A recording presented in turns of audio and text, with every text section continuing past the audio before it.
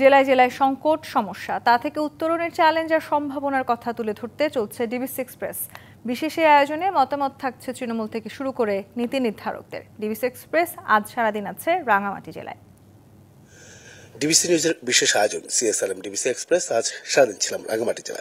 সেখানে তুলে ধরার চেষ্টা করেছি সাধারণ মানুষ সহ পর্যটকদের নানা বিষয় সুবিধা অসুবিধা, সেই সুবিধা অসুবিধা এবং কি নানা বিষয় উত্তরণের জন্য যারা নীতি নির্ধারক রয়েছেন সেই সমস্যা উত্তরণে কি চিন্তা ভাবনা, তাদের পরিকল্পনা কি, সেই বিষয়ে জানাতে আমাদের সঙ্গে যুক্ত আছেন জেলা পরিষদের এই চেয়ারম্যান। কথা বলবো, জানার চেষ্টা করবো তার কাছ থেকে তিনি আসলে কতটুকু কি করতে পেরেছেন পর্যটক বা পর্যটন এই শহরকে নিয়ে।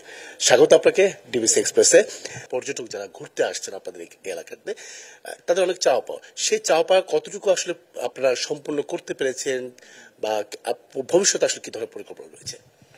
আপনি জানেন যে রাঙামাটি পার্বত্য জেলা একটি সুন্দরতম এলাকা। এখানে আসলে বর্ষাকালে বা এই সময় একটু পর্যটক কম হয়, কিন্তু আপনি দেখবেন যে যখন বর্ষার পরপরই দেখবেন যে এখানে পর্যটকের অনেক ভিড় হয়ে যাবে।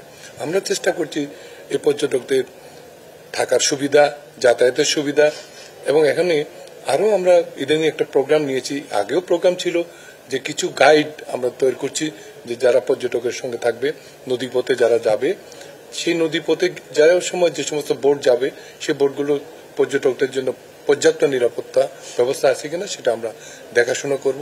যেহেতু আপনি জানেন পর্যটন রাঙামাটি পার্বত্য জেলা পরিষদের একটা ন্যস্ত বিভাগ, আমাদের সঙ্গে তাদের একটা কোঅর্ডিনেশন আছে।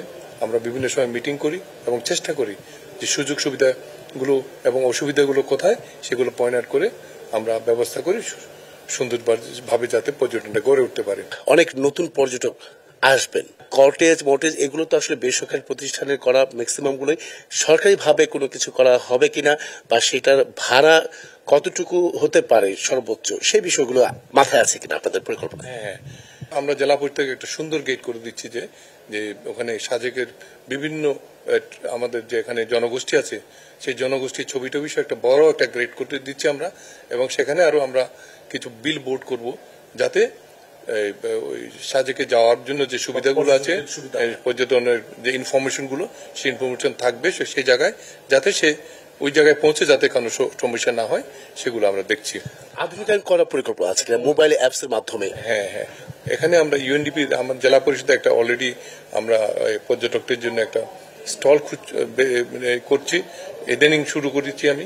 সেখানে বিভিন্ন ইনফরমেশন থাকবে রাঙামাটি জেলা আপনি কোন কোনায় যাবেন, কোথায় যাবেন, সেখানে কিভাবে যাওয়া যাবে এবং সেখানে কি নিদর্শন আছে সেগুলো যাতে জানতে পারে। এখানে আমরা একটা রুমের ব্যবস্থা করছি, ওরা এখান থেকে সহযোগিতা নিতে পারে। আর যেটা বলছেন আপনি যে সরকারিভাবে রেস্ট হাউস বা রিসোর্ট করা যায় কিনা, হ্যাঁ, এটা অলরেডি আমার রাঙামাটি পার্বত্য জেলায় স্বল্প খরচে একদম যে সাজেকে অলরেডি আমাদের একটা রিসোর্ট আছে 3 তলা, সেখানে ইচ্ছে করলে আমরা যে কোনো মানুষ আসলে আমরা সেখানে আমাদের জেলা পরিষদের একটা নিম্ন ধার্য করে সেটা আমরা ওখানে ব্যবস্থা করি।